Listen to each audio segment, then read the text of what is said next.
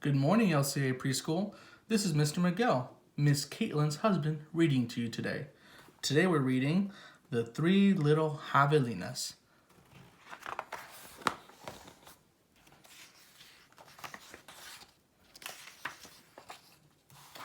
Once upon a time, way out in the desert, there were three little javelinas.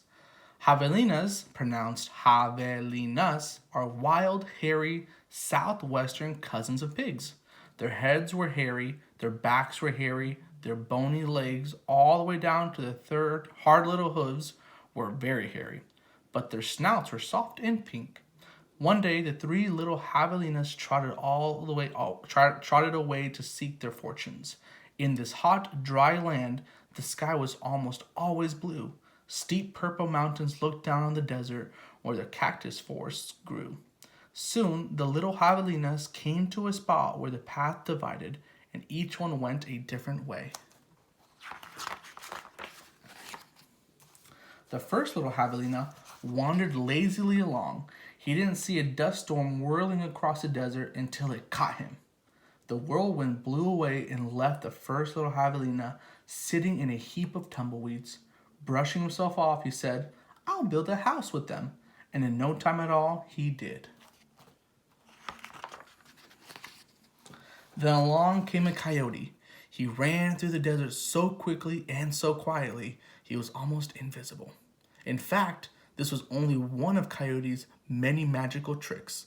He laughed when he saw the tumbleweed house and smelled the javelina inside. A tender, juicy piggy, he thought. Coyote was tired of eating mice and rabbits. He called out sweetly, little pig, let me come in." "Not by the hair of my chinny chin chin," shouted the first javelina, who had a lot of hair on his chinny chin chin. "Then I'll huff and I'll puff and I'll blow your house in," said Coyote. And he huffed and he puffed and he blew the little tumbleweed house away. But in all the hullabaloo, the first little javelina escaped and went looking for his brother and sister. Coyote, who was very sneaky, tiptoed along behind. The second little javelina walked for miles among a giant plant called saguaros. They held their ripe red fruit high in the sky, but they made almost no shade, and the little javelina grew hot. Then he came upon a Native American woman who was gathering sticks from inside a dried up cactus. She planned to use these long sticks, called saguaros ribs, to knock down the sweet cactus fruit. The second little javelina said, "Please, may I have some sticks to build a house?" "How," she said, which means yes in the language of the desert people.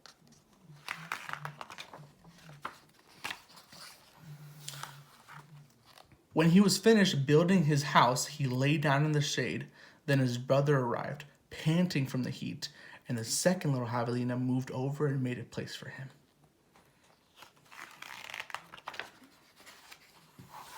Pretty soon, Coyote found the saguaro rib house. He used his magic to make his voice sound just like another javelina's. Little pig, let me come in," he called. But the little javelinas were suspicious. The second one cried, "No, not by the hair of my chinny chin chin." "Bah," thought Coyote, "I'm not going to eat your hair." Then Coyote smiled, showing all his sharp teeth. "I'll huff and I'll puff and I'll blow your house in." So he huffed and he puffed, and all the saguaro ribs came tumbling down. But the two little javelinas escaped into the desert. Still not discouraged, Coyote followed. Sometimes his magic did fail, but then usually came up with another trick. The third little javelina trotted through the beautiful palo verde trees with green trunks and yellow flowers. She saw a snake sliding by, smooth as oil. A hawk floated round and round above her. Then she came to a place where a man was making adobe, bricks from mud and straw. The bricks lay on the ground, baking in the hot sun. The third little javelina thought for a moment and said, May I please have a few adobes to build a house?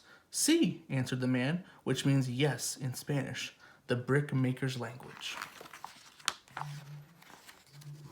So the third javelina built herself a solid little adobe house, called cool in the summer and warm in winter.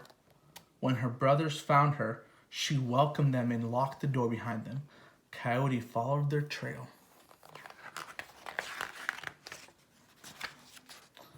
Little pig, let me come in, he called. The three little javelinas looked out the window. This time, Coyote pretended to be very old and weak, with no teeth and a sore paw, but they were not fooled. No, not by the hair of my chinny chin, called back the third little javelina. Then I'll huff and I'll puff and I'll blow your house in, said Coyote. He grinned, thinking of the wild pig dinner to come. Just try it, shouted the third little javelina. So Coyote huffed and puffed, and the adobe bricks did not budge. Again, Coyote tried. I'll huff and I'll puff and I'll blow your house in. The three little javelinas covered their hairy ears, but nothing happened. The javelinas peeked out the window. The tip of Coyote's raggedy tail whisked right past their noses. He was climbing upon the tin roof. Next, Coyote used his magic to make himself very skinny. The stove pipe, gasped the little javelina. Quickly, she lighted a fire inside her wood stove. What a feast it will be, Coyote said to himself. He squeezed into the stove pipe. I'll think I'll eat them with red hot chili sauce. Whoosh! Sizzle. Then the three little javelinas heard an amazing noise. It was not a bark. It was not a cackle. It was not a howl. It was not a scream. It was all of those sounds together. Yip! Yip! Yip!